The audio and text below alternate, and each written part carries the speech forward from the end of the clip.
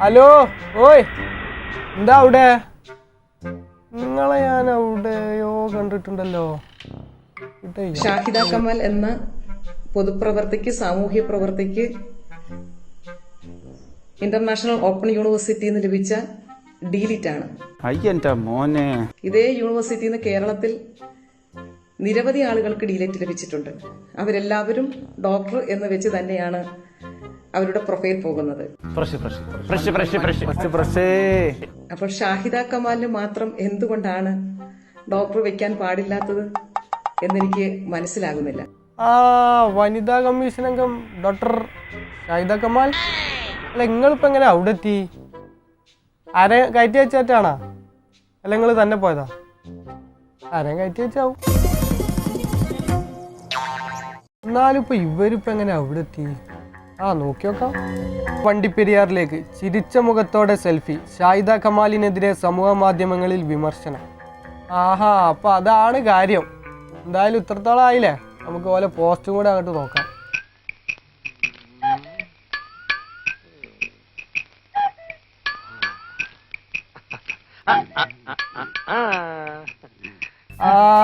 Post മുക്കിയിരിക്കുന്നു കേട്ടാ. സാരില്ല, നമുക്ക് എടുക്കാം.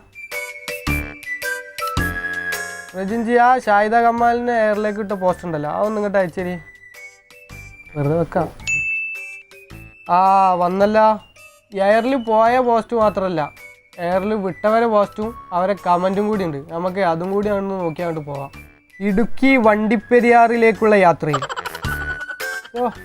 കഷ്ടം തന്നെ, പരിതാപകരവസ്ഥ.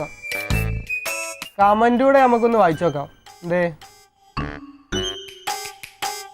ഷംലി കുരിക്കൾ കല്യാണത്തിന് പോവാണോ? എന്താ ഷംലിക്ക് കണ്ടാൽ അങ്ങനെ തോന്നുക?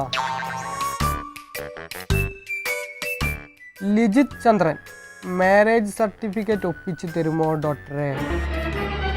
അല്ല ലിജിത്ത്, ഇത് വേറൊന്നും ഉദ്ദേശിച്ച് പറഞ്ഞതല്ലല്ലോ അല്ലേ? ശ്രീജിത്ത് പണിക്കരെ കമൻ്റ് ഉണ്ടല്ലോ, കല്യാണത്തിന് പോവുകയാണോന്ന്. എന്താ അങ്ങനെ തോന്നുന്നുണ്ട് നിങ്ങൾക്കൊക്കെ? ഓരെ പറഞ്ഞിട്ട് കാര്യമില്ല, സ്വാഭാവികമായിട്ട് തോന്നാം, തികച്ചും യാദൃശികം മാത്രം. VT ബൽറാം എന്തോ പോസ്റ്റ് ചെയ്തണല്ലോ. യാത്രാമംഗളങ്ങൾ നേരുന്നു. അല്ലാതെ ഇവരോടൊക്കെ എന്തു പറയാം, എന്താ ചെയ്യാന്ന്? അല്ല, ഇനി ഇവർ ശരിക്കും കല്യാണത്തിനൊക്കെ പോയതൊറ്റാണോ? എന്തായാലും നിങ്ങളവിടെ തന്നെ നിന്നോളിട്ടാ, അവിടെ തന്നെ നിന്നോളി. അപ്പോൾ ഓക്കെ, ശരി.